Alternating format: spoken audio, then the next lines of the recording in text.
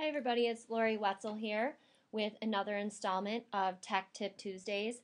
And this tech tip is going to focus on those of you who have to install SkyDrive for the very first time. I apologize because things aren't going to match up perfectly because I am using a Mac that currently does not have SkyDrive installed on it and is not on the network, so things might look slightly different. But the idea is going to be the same. If you run into any problems, put a ticket in the portal and your media tech or your building tech will be there to assist you as quickly as they can.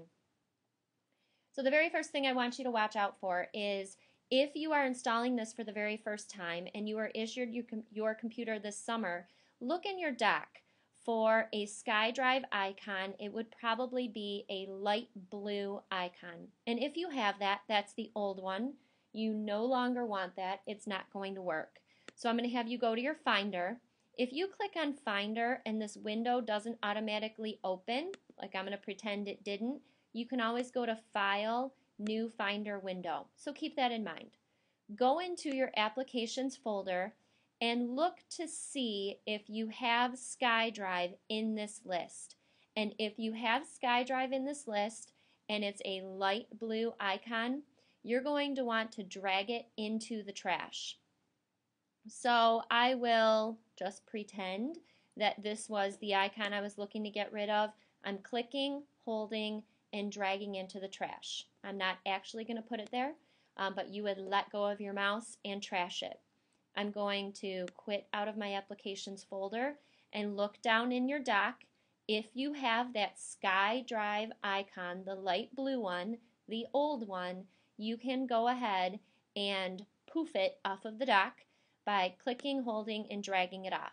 Again, I don't really want to do that, so I am going to put it back, but you want to first get rid of any old files that you have in order to help make everything run smoothly.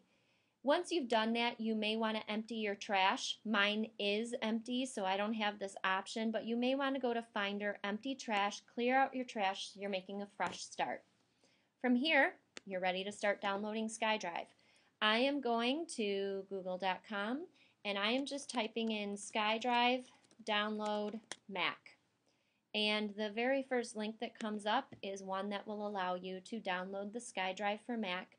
I'm going to click once. I know a lot of us are still in the habit of double clicking. Clicking once will do the trick, and you just saw that file swoop over here into the upper right hand corner, and it went into your downloads folder. So in case you're unclear about that, I'm going to quit out of Safari. I'm going to go to my Finder and I'm going to go to my downloads. You should see this icon right here that has the darker blue cloud and says SkyDrive on it. If you double clicked, you might see SkyDrive and SkyDrive-1 or SkyDrive-2, and if you do, get rid of those -1 and -2 by dragging them into the trash. You don't want multiple copies. This SkyDrive application needs to go into your applications folder. So all I'm going to do is click and hold on it and drag it into my applications folder, and I have essentially just installed SkyDrive on my computer. In order to launch it, I'm going to double click on SkyDrive. It is an application downloaded from the internet, and yes, we do want to open it, so I click on Open. You will see here, I'm going to quit out of this applications folder, that I now have this icon in the upper right hand corner, and this is my SkyDrive icon. And we're going to wait for it for a moment to prompt us for the information it needs. You're going to follow the prompts. I'm going to click on Get Started, and you are going to have to type in your SkyDrive account information, which is your Fraser email address, and sign in. And it is looking for a place to put your SkyDrive folder. Don't worry about these yet. I will talk about the preferences in just a minute. I'm going to choose the location. Yours is going to go into, and again, this computer looks a little bit different. You will see your home directory, which is what this is. It wants to go into your home directory. Go ahead and say choose this location, and I'm going to click on Done. So what it's now doing is linking this computer to your SkyDrive. When I go into my Finder, you are going to see your name, your home directory, and when you click on that, you are going to see the SkyDrive folder. Like I said, you are going to see your user folder, and yours is going to have your name. And inside of it, there's going to be the SkyDrive folder. What I would suggest you do is drag this folder over under the favorites like this. So now you will have access to all of your SkyDrive files directly from your Finder window. You will notice that it's working pretty hard right now to sync. It's got a lot of information to sync the first time you do it. Not everything transfers over in a second. It's going to take some time. So please make sure that you allow the time to get these files downloaded. While it's doing that though, we can play around with the preferences.